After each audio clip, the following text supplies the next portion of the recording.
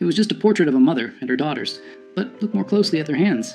Dr. James Mitchell had spent 15 years studying photographic archives at the New York Historical Society, but he had never seen anything quite like this. The portrait arrived in a donation box from an estate sale in Brooklyn, dozens of glass plate negatives wrapped in yellowed newspaper from 1923. Most showed typical late 19th century scenes: stern-faced merchants, wedding parties, children in Sunday clothes, but one image stopped him cold. 3 women stared back through time. A mother, perhaps 40 years old, sat centered in an ornate wooden chair. Her daughters, who appeared to be in their late teens or early 20s, stood on either side. All 3 were African American, dressed in their finest clothes. High-collared dresses with intricate lacework, their hair styled with obvious care. The formal studio backdrop showed a painted garden scene, common for the era. What struck James wasn't the composition or the subject's dignified expressions. It was their hands. The mother's hands rested in her lap, fingers interlaced in an unusual pattern. Her right thumb crossed over her left, with her index and middle fingers extended while the others curled inward. The daughters each placed one hand on their mother's shoulders, their fingers arranged in similar, deliberate configurations. James had examined thousands of Victorian-era portraits. Subjects typically kept their hands still, folded naturally or resting on props. Photographers of that period demanded absolute stillness during the long exposure times. Every detail was intentional. These hand positions looked too specific, too purposeful to be coincidental. He lifted the magnifying glass, studying the negative more carefully. In the bottom right corner, barely visible, someone had etched tiny numbers into the glass. NY 1892247. James couldn't shake the image from his mind. That evening, he returned to his apartment in the Upper West Side and spread his research materials across the dining table. He had photographed the glass negative with a high-resolution camera, and now the portrait filled his laptop screen in startling clarity. The detail was remarkable for 1892. He could see the texture of the fabric, the small brooch pinned to the mother's collar, even the subtle differences in the daughter's features. But it was the hands that held his attention. He zoomed in until each finger filled the frame. The positioning was unmistakable now. This wasn't random. The mother's right thumb crossed deliberately over her left, a gesture that required conscious effort to maintain during the exposure. Her extended fingers created a specific shape. The daughter's hands on her shoulders mirrored variations of the same theme, fingers bent at precise angles, thumbs positioned with clear intention. James had studied Civil War photography, Reconstruction-era documentation, and early 20th century social reform movements. He knew that activists and underground networks often used visual signals, specific poses, objects placed in photographs. Even the way people stood could convey hidden messages to those who knew how to read them. He opened his database of abolitionist and post-emancipation activist networks. The Underground Railroad had used quilts, songs, and symbols. But this was 1892. Almost 30 years after the Emancipation Proclamation, 15 years after Reconstruction ended. What networks still needed secret codes? His phone buzzed. His colleague, Dr. Sarah Chen, a specialist in African American history, responded to his earlier text, "Free tomorrow morning? What did you find?" James typed back, "Something that might rewrite what we know about post-Reconstruction activism in New York. Bring your sources on property rights and documentation struggles." Sarah arrived at the Historical Society at 9 sharp, carrying a worn leather satchel filled with research materials. James had the portrait projected on the wall of the research room, larger than life. The 3 women gazed down at them with quiet dignity. "Look at their hands," James said, pointing with a laser pointer. Every finger positioned deliberately. Sarah approached the projection, her eyes narrowing. She set down her bag and pulled out a thick folder. After Reconstruction collapsed in 1877, African American families in the North faced a different kind of battle. Not slavery, but systematic exclusion. Property rights, inheritance, even proof of identity became weapons used against them. She spread documents across the table. Legal papers, city records, newspaper clippings from the 1880s and 1890s. New York wasn't the progressive haven people imagine. Black families struggled to maintain property ownership, establish businesses, prove legal marriages. Many had fled the South with nothing but their word. No birth certificates, no marriage licenses, no documentation. James picked up a yellowed newspaper from 1891. The headline read, "Property dispute in Harlem? Family claims ownership without documentation." "Exactly," Sarah continued. "I've been researching mutual aid societies from this period. African American communities created networks to help each other navigate these systems. They pooled resources to hire lawyers, shared information about sympathetic officials, created their own verification systems when the official ones excluded them. Secret networks," James said quietly. "Not secret in the sense of hidden," Sarah corrected. "Secret in the sense of parallel, operating alongside official systems, using methods that white authorities either didn't notice or didn't understand." James turned back to the portrait. "What if this isn't just a family photograph? What if it's documentation?" The etched numbers in the corner, NY 1892247, proved to be the breakthrough. After 2 days of searching through city directories and business records, James found a reference. Studio 247 belonged to a photographer named Thomas Wright, who operated from a building on 8th Avenue between 1888 and 1896. The address still existed, though the building had been converted into apartments decades ago. James stood on the sidewalk, looking up at the brick facade, imagining it as it had been. Wright's studio would have been on the second floor, with large north-facing windows to capture the soft, even light preferred for portraits. Research into Wright himself revealed something unexpected. Thomas Wright was white, born in Massachusetts in 1851, trained as a photographer in Boston. He moved to New York in 1887 and established his studio in a neighborhood that was becoming increasingly diverse. Irish immigrants, Italian families, and a growing African-American community migrating from the South. But Wright's clientele was unusual for the era. While most white photographers either refused to photograph black clients or charged them significantly more, Wright's advertisements appeared in African-American newspapers. His studio welcomed all customers at equal rates. Sarah found an interview Wright gave to a small, progressive newspaper in 1894.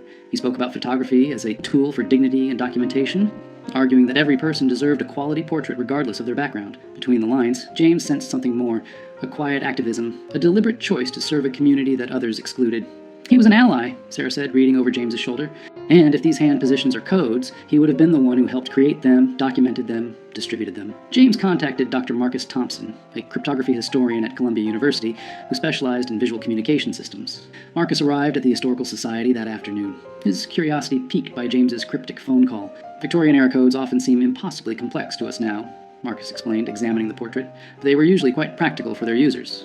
The key is understanding the context, who needed to communicate, what information they needed to convey, and who they needed to hide it from. He photographed the hand positions from multiple angles, then opened his laptop and began creating digital tracings. Let's start with the assumption that each hand position represents something specific. Not letters, too complex for a photograph. More likely, categories, confirmations, statuses. Sarah pulled out her research on documentation struggles. What if it's about identity verification? These networks needed ways to confirm who people were, that they were legitimate members of the community, that they could be trusted with sensitive information. Marcus nodded slowly. Right. So the mother's hand position might indicate her role. Family head, network member, someone vouching for others. The daughter's positions could indicate their status, documented, undocumented, seeking assistance. They worked through the afternoon, comparing the portrait to other photographs James had found in the estate sale box. 3 more portraits showed similar hand positioning, always subtle, always deliberate. In one, a couple's intertwined fingers created a pattern. In another, a man's hand rested on a Bible with specific fingers extended. It's not just one code, Marcus said finally. It's a system. Multiple signals that could be combined to convey different meanings. Someone trained these families how to pose. Someone photographed them deliberately. And someone else, other network members, knew how to read these images. Sarah made the connection that broke everything open. While researching property rights cases in New York courts from the 1890s, she found a pattern. Dozens of African-American families successfully defended their property claims, obtained identity documents, or proved legal marriages, often with the same lawyer representing them. His name appeared again and again. Robert Hayes. Hayes had an office on West 34th Street. Court records showed he won an unusual number of cases for black clients during an era when such victories were rare.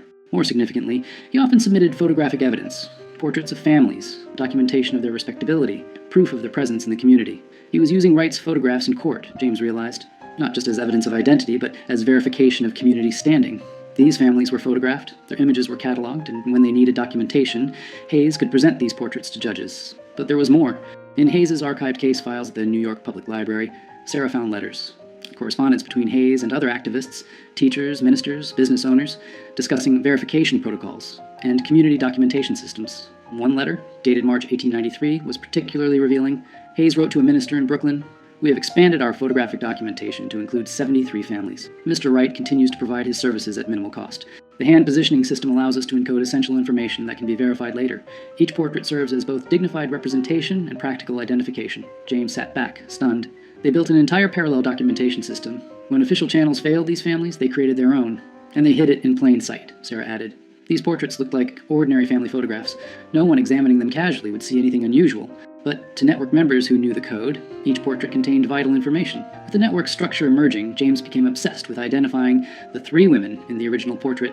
The estate sale had come from a brownstone in Bedford-Stuyvesant, Brooklyn, a neighborhood with deep African-American roots. The Historical Society's donor records provided the seller's name, Patricia Johnson, who had inherited the property from her grandmother.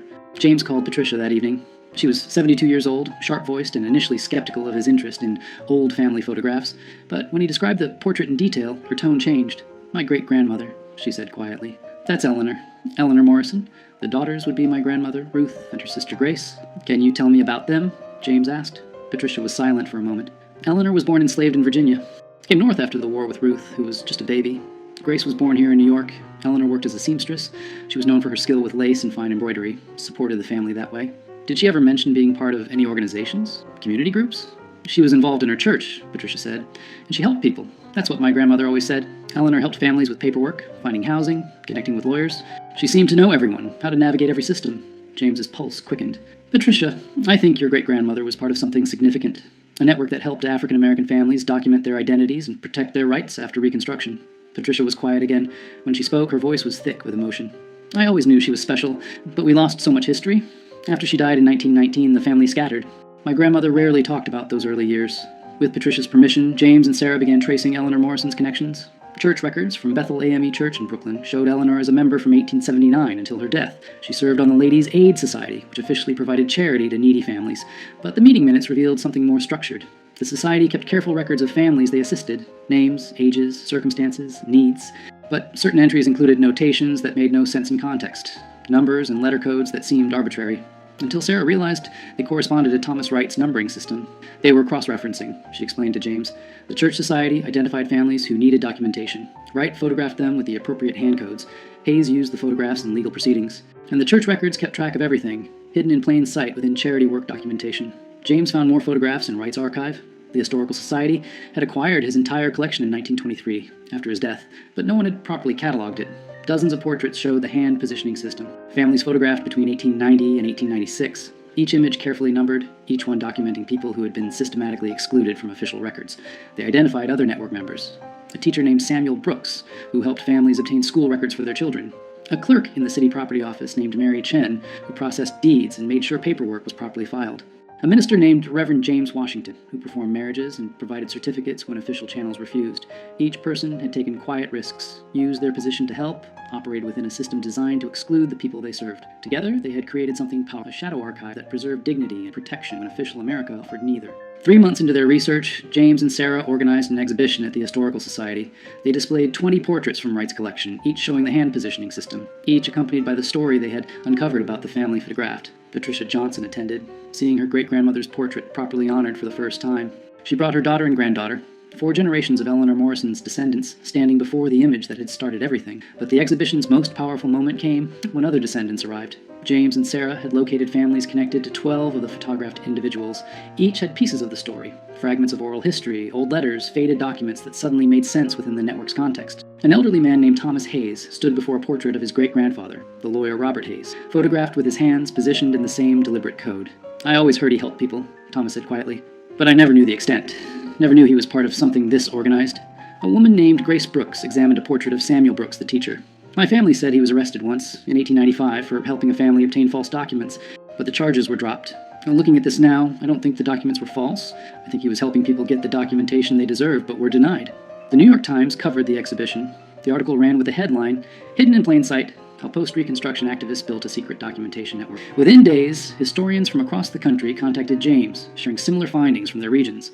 Parallel networks in Philadelphia, Boston, Chicago, all operating during the same period, all using subtle codes and photographs to document and protect African-American families navigating hostile systems. 6 months after discovering the portrait, James stood in the Historical Society's conservation lab, carefully handling the glass plate negative. They had digitally restored dozens of Wright's photographs, each image now preserved and accessible to descendants and researchers.